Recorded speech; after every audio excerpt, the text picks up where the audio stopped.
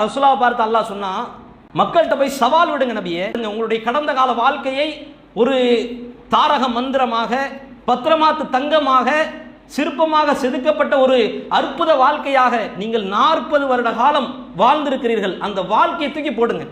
ஃபக்கத் லபிஸ்து ஃபீக்கும் உம்ரம் மின் கப்லிஹி அஃபலா தஅகிலூன். உங்கள்கிட்ட நான் இந்த இறை செய்தியை சொல்றதுக்கு முன்னாடி வரைக்கும் 1 வருஷம் கிடையாது, 2 வருஷம் கிடையாது, 3 வருஷம் கிடையாது, 4 வருஷம் கிடையாது, 40 வருட காலம் வாழ்ந்திருக்கிறேனே. என் வாழ்க்கையில குறைய பார்த்தீங்களா?